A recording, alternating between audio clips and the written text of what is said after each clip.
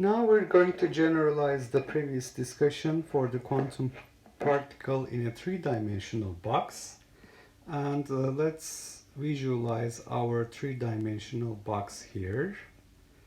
We have x, y, and z axes. And we have the lengths on each axis equal to Lx, Ly, and Lz. So let's complete this part.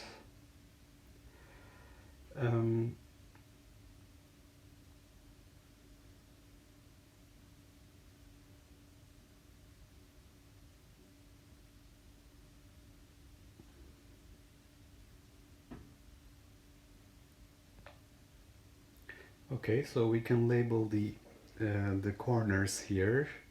This is Lx, this is Ly, and this is Lz.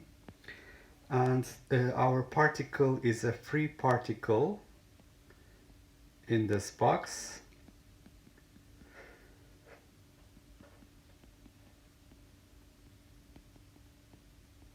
And our potential energy can now be a function of x, y, and z, and it's basically given by 0 for x between 0 and L sub x, y between 0 and L sub y, and z between 0 and L sub z, and it's infinite otherwise. It's a very similar problem. Now I have to write Schrodinger's equation for this problem.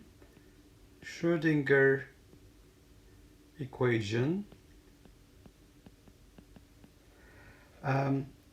This is going to be the Hamiltonian, which is given by only the kinetic energy term, minus h bar square over 2m, partial derivative, second derivative of the wave function with respect to x, plus partial derivative with respect to y, plus the partial derivative, second derivative with respect to z, is equal to energy, total energy, times the wave function, which is in general a function of x, y, and z. And once again, I'm considering the time independent three-dimensional Schrodinger equation. What are the solutions of this wave function? Well, the solutions will be of the form psi of x, y, and z. So if I generalize my result from the one dimension, for each dimension I will have a separate sine term. So a sine kxx, sine ky y, sine kz z, and together with the boundary conditions, I have the wave function must vanish outside the box. So psi of xyz will be equal to 0 at x equals 0, y equals 0, z equals 0, x equals L sub x, y equals L sub y, z equals L sub z. So this gives me basically 1, 2, 3, 4, 5, 6 boundaries, 6 boundary conditions. And as a result of these boundary conditions, these will only be satisfied if k sub x is n sub x pi over L sub x, k sub y is n sub y pi over L sub y, and k sub z is n sub z pi over L sub z. The quantum numbers, I need a set of 3 quantum numbers, nx, ny, and nz, and these will be ranging from 1 to infinity.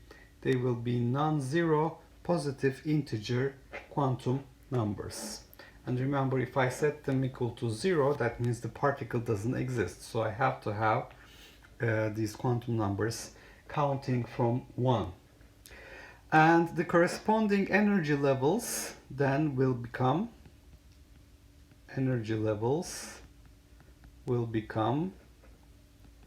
a function of three quantum numbers, nx, ny, and nz, pi square h bar square divided by 2m,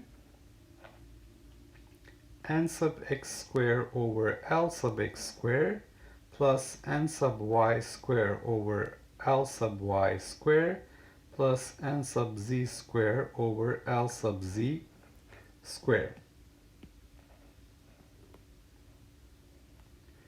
So basically the difference between a one-dimensional and three-dimensional case is that I need a total of three quantum numbers in order to describe this particle in the three-dimensional box.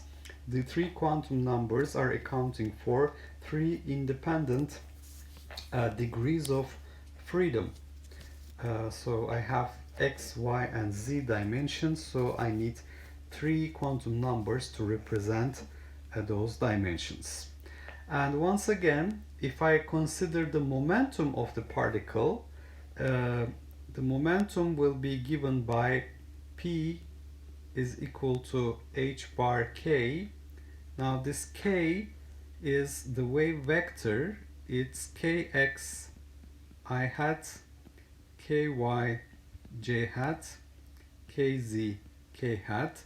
This I hat, j hat, and k hat are my unit vectors. So let me place them here. This is I hat, this is unit vector on the y-axis j hat, unit vector on the y-axis k hat, and this is basically k vector, the wave vector. So the momentum will be then h bar k, and therefore in order to write the momentum here, you would just calculate the product of h bar with the wave vector k. And as you can see, the momentum is also quantized. You can have different values depending on the three quantum numbers nx, ny, and nz that you choose. The ground state will again correspond to the lowest possible energy, which is given by the lowest possible quantum number values nx, ny, and nz equaling to 1. So that will be the ground state energy for this system. So the generalization from one dimension to three dimensions is very easy. All I have to consider is that I need to replace my ordinary derivative with partial derivatives because I have dependence on three independent variables x, y, and z.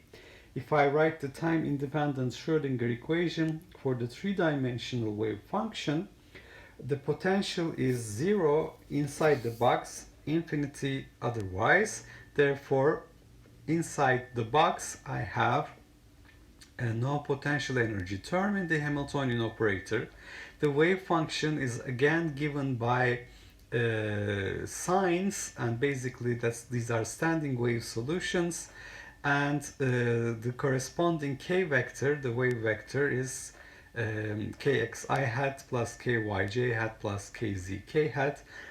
Since the wave function has to vanish, the absolute value squared has to be 0 at these boundaries. I can write these boundary conditions as there has to be a node for the standing wave at these boundaries. X equals 0, y equals 0, z equals 0, x equals lx, y equals ly, z equals lz. And that gives me a set of three quantum numbers, nx, ny, and z, which are non-zero positive integers. The energy levels will then be a function of these three quantum numbers.